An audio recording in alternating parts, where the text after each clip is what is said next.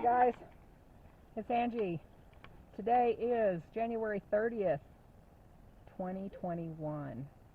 And guess what? Yes, it is the Sabbath. And I just want to give a quick shout out today. My Sabbath, I ended up going to a church in Arkadelphia, which I have actually come to love.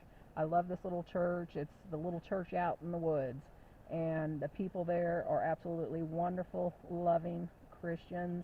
They accept you, they bring you in with their arms held open wide, and you can't help but feel nothing but love from these people. The pastor and his wife, the Wolfords, want to give a shout out to them. They are a wonderful, wonderful family.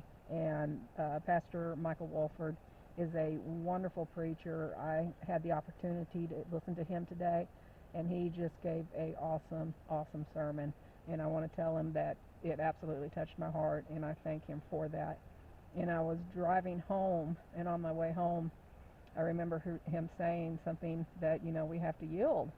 We got to yield ourselves to God in order to receive that perfect peace and righteousness. We've got to yield everything to God.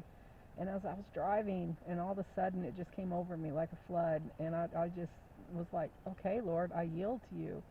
I yield to you. I give you my heart. I give you my life. I am yielding to you. And it was just a moment, and it was a beautiful moment. And I just want to thank him for those wonderful words, and thank his lovely wife, Ruthia, for calling me and making sure that I'm going to come to church. And I really, really appreciate that more than you'll ever know. Thank you, guys. But before I go, a lot of people say, well, why are you a Seventh-day Adventist? What do Seventh-day Adventists do, or what do they believe? What Seventh-day Adventists do and what we believe is everything that's written in this holy book. If it's not in this book, then we don't want it. If it's in the book, then we want it. I'll just read to you the very first book of Genesis. One of the things that people don't understand is they think, well, Jewish people only celebrate Saturday as a Sabbath. No, God created the Sabbath for all mankind. He didn't make man for the Sabbath. He made the Sabbath for man. So I enjoy my Sabbaths. It's been a long time since I've been away from the church, and coming back, I have forgotten how wonderful a Sabbath day is. It actually is. It's a rest from all your toil. It's a rest from all your labors, when you just concentrate about God and you forget about the world behind you and the world and everything that you got to deal with every day, 6 days a week. Then that seventh day comes around and you put it all behind you. And on that one day, it's just you and God. And it's a wonderful, peaceful experience.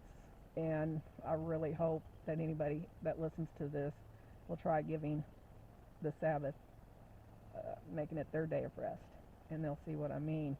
But if you read in Genesis, the first book of Genesis, how it talks about how God created the heavens and the earth in 6 days. Everything was completed. And it says here, and I'm going to read from Genesis 1, verse 31, and then I'll read Genesis 2, verse 1 and 2, 3. And God saw everything that he had made, and behold, it was very good. And the evening and the morning were the sixth day. Then we go to Genesis chapter 2. Thus the heavens and the earth were finished, and all the host of them. And on the seventh day God ended his work which he had made, and he rested on the seventh day from all his work which he had made. And God blessed the seventh day, and sanctified it, because that in it he had rested from all his work which God created and made. Okay? God ended his work, and he rested on the seventh day for all that he had made, and he sanctified the seventh day. Let's go to Exodus 20. And there is one commandment that stands above all. And it's the only commandment that you'll find in the book with the word remember in it. And I believe that is in, okay, yes. It's verse 8, 9, and 10. Okay? Exodus 20, verse 8. Remember the Sabbath day to keep it holy. 6 days shalt thou labor and do all thy work. But the seventh day is the Sabbath of the Lord thy God. In it thou shalt not do any work, thou, nor thy son, nor thy daughter, nor thy manservant, nor thy maidservant, nor thy cattle, nor thy stranger that is within thy gates. For in 6 days the Lord made heaven and earth, the sea, and all that in them is, and rested the seventh day. Wherefore blessed the Sabbath day, and hallowed it. So once again, Genesis, he sanctified it. Exodus, he blessed it and hallowed it. One of the reasons that I keep the seventh day, and it is a good reason. I honor God. And, I am still a very sinful creature. I have a lot of things of this world that I need to let go. But one day at a time, I am trying to walk with the Lord. And the Sabbath day is my way of getting with Him and just being with Him during the day.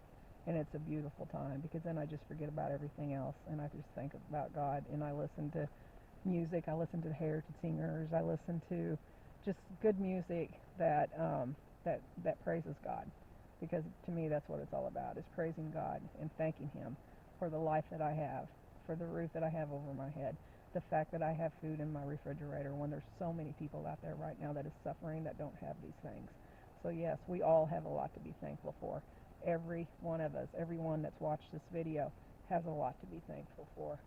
Yeah, we go through trials and we go through suffering, and those trials and that suffering and everything that we deal with only is there to make us stronger, because there is a time coming when we're all going to have to learn to, we're going to have to stand up, because that time of the end, the time of trouble, we will be pressed. And all this fires and all this trials that we're going through right now will only make us stronger. There's a song that the heritage singer sings that I really like, and as if we don't get a little rain, then how will we grow? So we have to have those trials, we have to have the suffering, just so we can grow. So I love you guys, and I thank you. I hope you all enjoy this video, and God bless all of you, and may you have had a happy Sabbath. And if you're thinking about wanting to keep the Sabbath, just call one of your local Seventh-day Adventist churches. They can show you the way. Also, go to your Bible if you have doubts about it. Read it. If you have a concordance in your Bible, you can actually look up. The Sabbath is mentioned so many times throughout the whole Bible. As a matter of fact, it even says that when we make it to heaven, we'll be able to celebrate one Sabbath to another with God. So the Sabbath doesn't stop when we're in heaven. It continues. So with that being said, you know me, I just keep talk.